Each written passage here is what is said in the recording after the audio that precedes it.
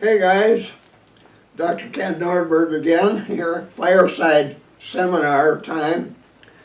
Uh, Getting kind of excited here, getting close to time to head north and set up our deer camp. Right now I'm busy looking at my checkoff list. A lot of things to do yet, got to get my boots hanging out in my porch, my hunting boots. They're good part, some kind of fabric. They aren't just leather, or there's some leather on them, but only thing I can do to make them less odorous is hang them up on the hook on the roof. I have a back porch with a good roof on it and a good place to hang clothes to dry and air out. And I'll hang those boots for about almost a week. Doesn't do any good to hang out my rubber boots for almost a week, but I only use my rubber boots if I have to walk through water.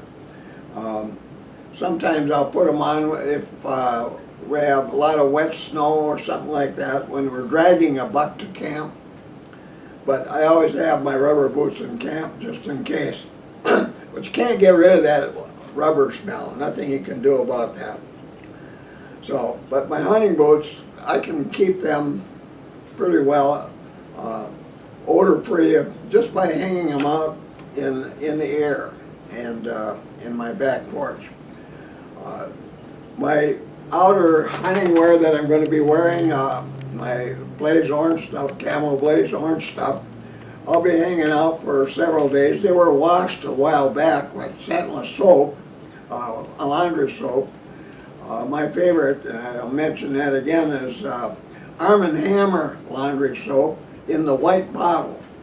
There's no scent, no color brighteners added to that soap, which is what you want. You don't want your clothing to be even more visible to whitetails with the color brighteners added, and you want no odors added. So that's pretty odor-free. But I've got a few things to wash up and hang out. I'm going to take my outer hunting wear and put them on hangers, and they'll be out there in the porch for at least 4 days before heading to deer camp. And they'll all go into plastic bags in my duffel, which has also been washed and hung out for 4 days, because that new plastic right from the box can have quite a bit of odor as well.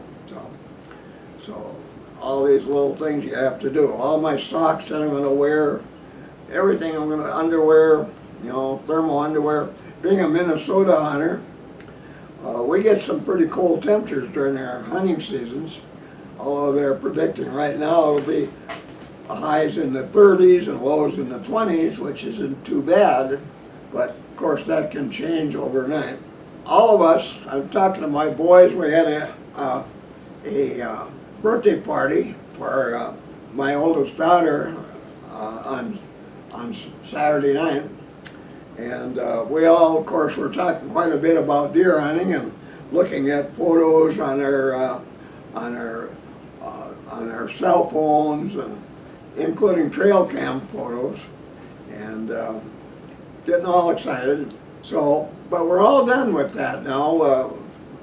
Between now and the opener, none of us are going to our deer hunting area. We're not going up there to lay down fresh trail scent anywhere in our hunting area. We've learned to stay out of our hunting area at least 2 weeks before we hunt each year. And it makes a lot of difference, From this point on, if you lay down new trail scent, which lasts about 4 days, unless it rains or snows on your trail scent, it can be affecting whitetails all the way up through the opener of the season. It's going to make them want to stay away from trails or stand sets that you've selected all the way through the opener, even though the scent has gone away.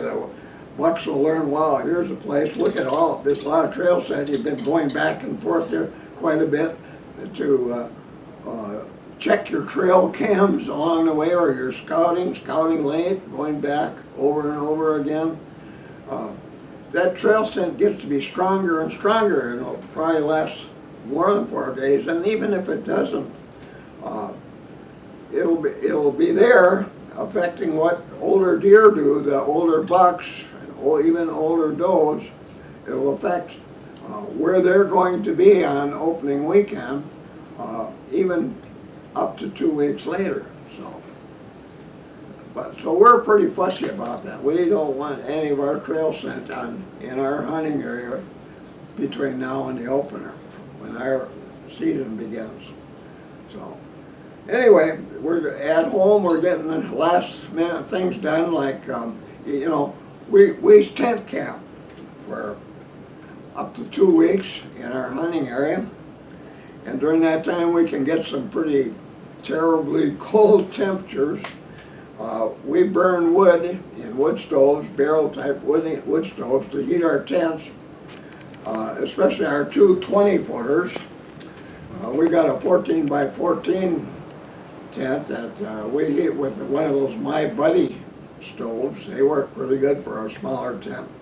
Not enough heat there to be comfortable when it's really cold in one of our 20-foot long tents. So we use wood there, and because we use wood there, part of what we do when we go up to deer camp is cut standing deadwood. We like standing deadwood. That produces the driest and best wood for our wood stoves.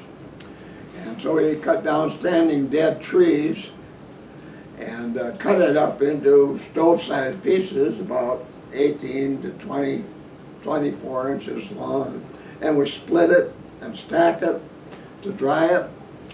And part of it goes in the tent on a wood rack, and the rest of it goes into a pile outside the front door of the tent. And it's put on a tarp on the ground. It's covered with a tarp, but that's a pretty important part of our deer hunting. So we're loggers as well as deer hunters when we go deer hunting. And that's usually a good day's work, doing all that cutting and stacking of wood. So we have to be prepared. We get chainsaw, extra chains for the chainsaw, and another quart of bar oil for my chainsaw. And so I've got good sharp chains to work with. Nothing worse than a dull chain, especially one that touched a rock while it was running. It dulls them really quickly. And little tip, if you're one of the guys that does the same thing, cuts wood, I've been using Husqvarna mixed gas. It costs a little bit more, but it has stabilizer in it. And if you haven't learned this by now, if you're not using that chainsaw for a long period of time, you better have it empty, all the gas out of there, unless it has stabilizer. I learned with that Husqvarna mix, don't have to worry about that. You can have that same gas in there for a whole year, and the next time you pull that cord, away it goes. It's really an excellent mixed gas that takes a lot of the trouble out of that you can have if you forget to remove mixed gas after you've used it for hunting season. So that's pretty good stuff. Great gas. It keeps my little 16-inch chainsaw humming beautifully, and idling nicely when you're between cuts. Just such a nice little saw. But that particular gas keeps it that way. Now, we got to take a trip yet to the gun range. It's always good to do that. You want to be really accurate when you're out in the woods there, and it makes such a big difference. If your gun tipped over, bumped into something hard, fell on the ground during your last hunting season, there's a chance your scope might not be right where you want it to be. My main deer rifle, 7mm Magnum, it's a Ruger Model 77, and I've got a 2 to 7 power Leupold variable scope on there with duplex reticles.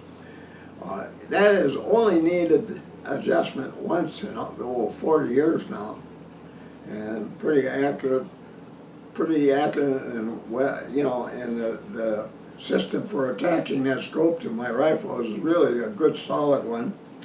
And when I mounted it, I put a little varnish on the screws before I tightened it up, and boy, they just don't loosen up no matter what happens. So anyway, get back there and get used to firing your rifle again. Get your old instincts for firing so you don't have to be thinking about it when that big buck finally shows up, or whatever whitetail you're going to settle for this year. So you don't goof up in the firing process.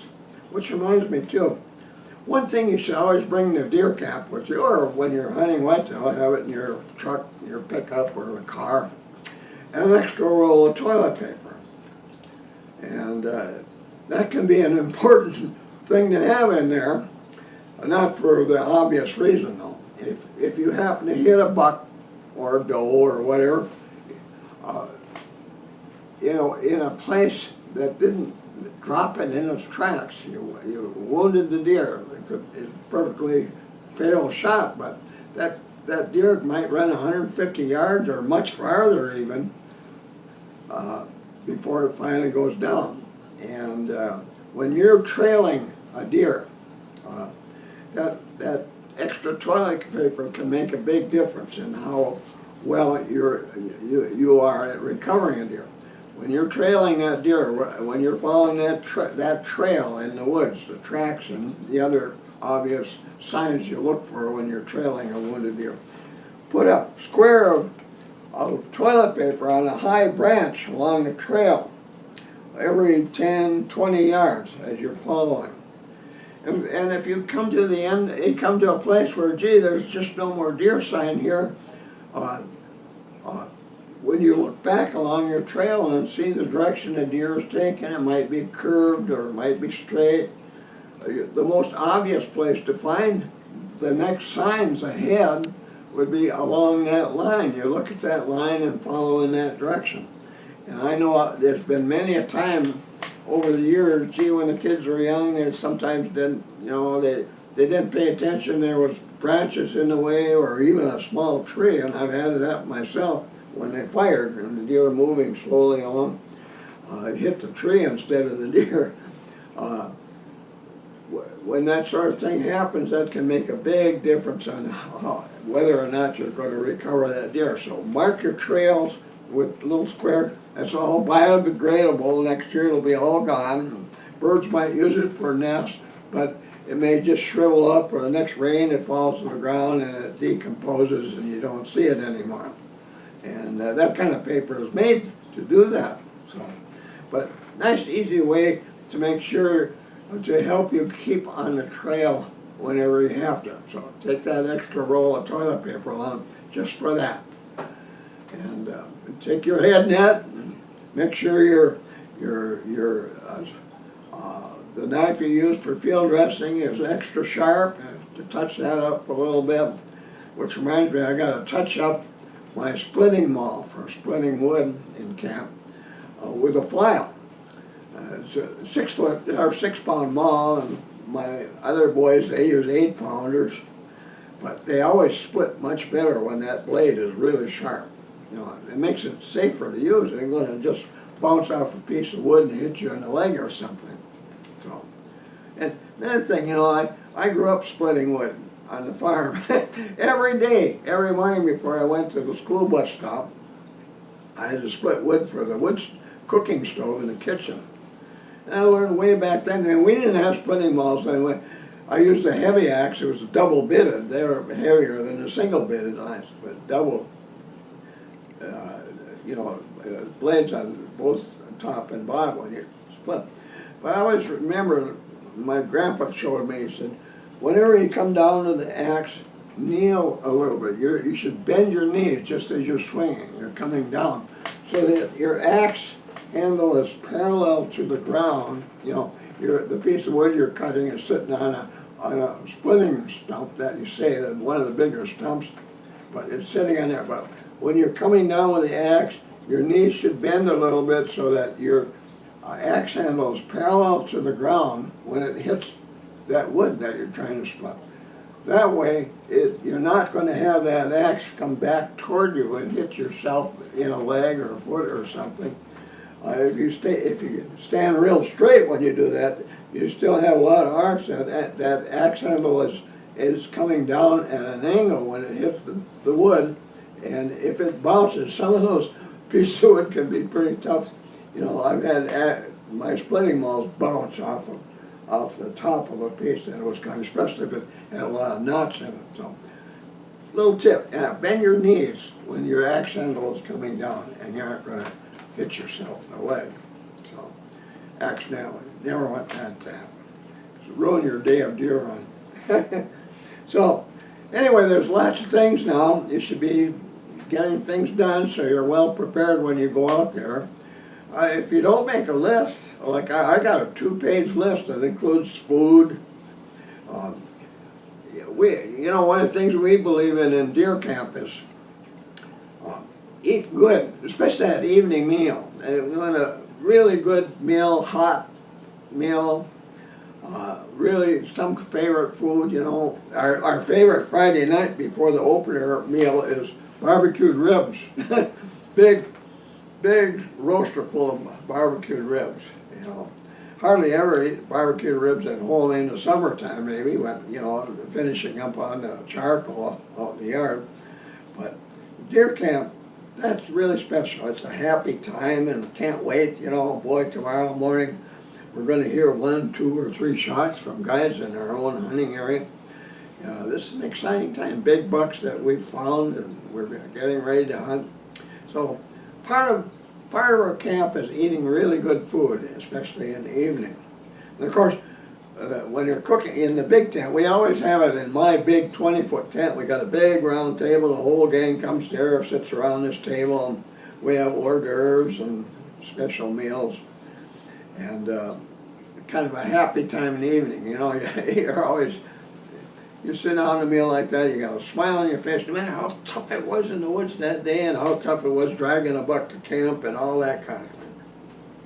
Those meals really make the camp that much more special. And we cook a lot of those things at home, like those ribs.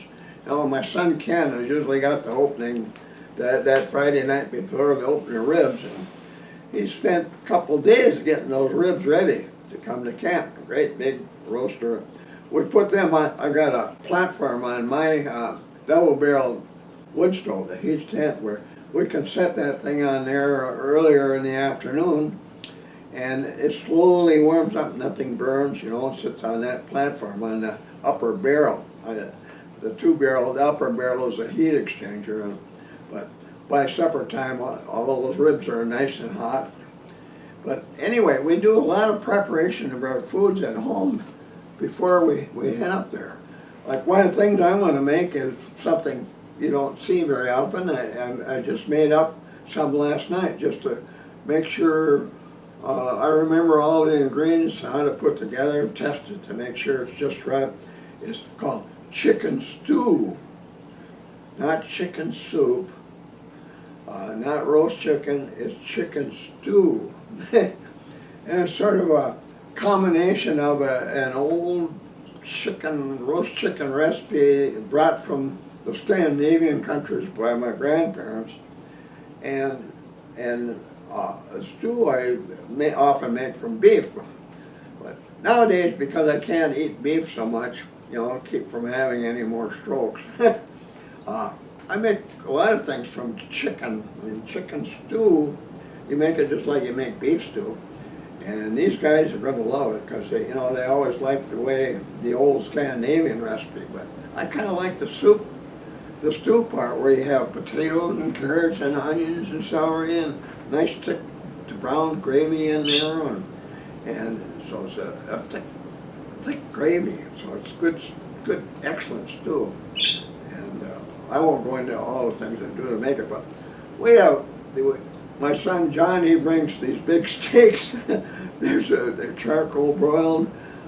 David always brings spaghetti with garlic bread and that kind of thing. for supper in the evening. You know, you wouldn't eat those things before you go out in the woods. It's just evening food while we're wearing our camp clothes. You don't wear your hunting clothes when we're warming up foods like that. But special foods, that makes our camp so much fun. Our camp is like a Garden of Eden or heaven on earth. You know, everything is just really set. It's really good there. But early to bed, we're amongst the crazy guys that got to get up at 4 in the morning so we can be in our stands on the ground or in trees well before first light in the morning. And whereas a lot of guys don't like to do that and find all kinds of reasons for not wanting to do it, we wouldn't change that for the world, because we've done so well as buck hunters for many, many years now, since 1990, by getting up early and getting out there at least 30 minutes before first light in the morning. So we're early to rise guys, so it means we're in bed at 8 o'clock in the evening. Good alarm. I don't hear the alarm so much, but if I don't, I hear other voices in the sense say, Dad, your alarm's going. So they get me up because it wakes everybody else up.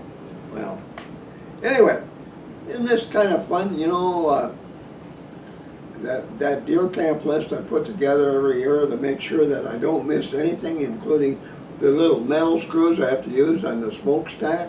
You know, things like that you wouldn't think of. Just little minor things. If you didn't have it and your smokestack came apart because you had a lot of wind out there and it was moving your smokestack around, if you didn't have that, that's kind of a serious problem, and especially if it happens at night. So, all the little things you got to remember before you go upstairs. Make a list. And every year you go through the list, and it's always different. Things keep changing. So we're getting a little more modern, you know, with our big, beautiful tents that we use now up there. But they're so wonderful. It's carpeting on the floor anymore, no less. You can walk around there in your bare feet when it's 20 below outside. Comfortable, warm, that wood fire going out of that big barrel stove. It just keeps the place nice and toasty warm. In fact, every now and then we have to open the door because it's just a little bit too warm in there, and turn the damper down on the stove. But, so anyway, exciting, you know, to me, half the fun of deer hunting, and with my kids, you know, we've been tent camping in deer country where we hunt the deer since 1940. So we're pretty good at it. We were pretty miserable to begin with. I remember back when we first started this, and sleeping on the ground, and a whole bunch of guys in a tent that's only 8 by 8. And, oh, that was something. But anyway, so I'm saying this time too, you know, wish you good luck. I may be able to talk to you from time to time between now and the time we actually depart to go deer hunting. But one thing to keep in mind is this, you know, there's going to come a time here when I'm going to be gone for a little while, and I won't be able to personally sign books written to you. I encourage you to, if you're planning to buy a book before the deer season starts, one of my new 10th edition, do it soon, because if you want me to sign it specifically to you, they'll be autographed, but your name won't be on the autograph. So keep that in mind. Well, anyway, I wish you all good luck. I wish you a good, safe season, you know. And I wish you all could get a really decent buck this year, or any deer that you're satisfied of taking. But I wish you really good luck. I hope this season will be one where you're going to smile every time you think about it, and you'll be talking about it 40 years from now. You know how it is in deer camp, where a bunch of you and your buddies get together and pretty talking about all these great hunting seasons you had in the past. And remember when that crazy thing happened, and remember this, remember when Peggy got that big 10-pointer, and remember when Katie got her first one from that hollow stump, and you get talking about things like that. it's so much fun just talking about it. I always said, yeah, the most fun, the best part of deer hunting is thinking about it beforehand, planning and time, and the other part of the best part is talking about it afterwards, after the season. And the part in between is mostly hard work, but it isn't so much hard work, especially when you're stand hunters, especially when you did a really good job of selecting your stands. So you're seeing deer, and you have opportunities to take older bucks. And like I tell it, you know, there's no shortage of older bucks where you hunt, not anywhere. Anytime you hear somebody saying, oh gee, there's only one buck per 12 does in their hunting area, something should be done about them. And maybe the buck they're talking about is only a yearling buck besides.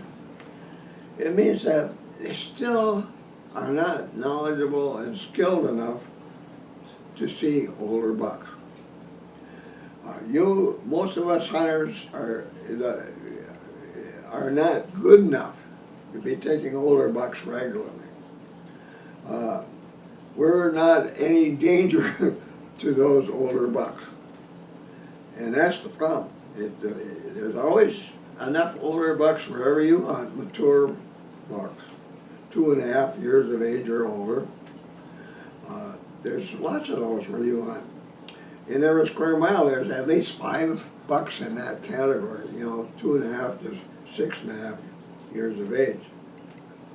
There's only hunters that do not yet know everything they need to know to be able to merely see those things during a hunting season. So there's a lot. They're so different. So I've been trying to teach hunters to be better buck hunters since the 1960s. And I'll continue to. There once in a while, somebody is real doubtful about what I'm talking about. That's all right. And we're all, wherever if there's 10 deer hunters in a square mile, which is way too many for a square mile, but just for an example, there's 10 ways to hunt whitetails. We all have our own special ways of doing things, and so we're all different.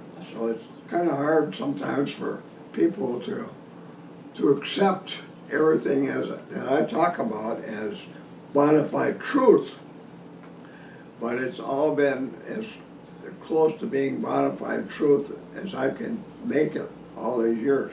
I don't lie about what I teach. I don't have goofy ideas about what they teach. It took them many, many years to come to establish real facts about whitetails. And the fact is, people still believe way too much about myths and beliefs that just aren't true about whitetails today. There's still so much for most of us to learn about those deer. And but that's what I'm trying to teach. So with that, I gotta say goodbye to you for now. And like I said before, I wish you the best of luck this year. And hope you have a lot of good stories to tell me, you guys that got my book and got some big bucks this year because of what you learned from. I'd like to hear from you. Maybe even send me a picture, on the internet.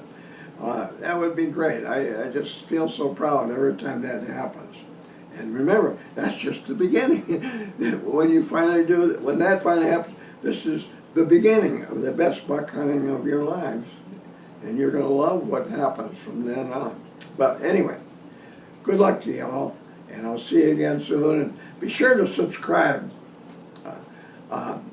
Poke that red button down below here on the screen, and poke that thumbs up too if you like what you've heard. All the the last 100 or more of my YouTube presentations about hunting whitetails, I appreciate it. And when you do that, it helps me to be able to continue bringing you these deer hunting seminars on YouTube. So, see you again soon, guys, and thanks for watching. Be sure to visit my website. Here's the link.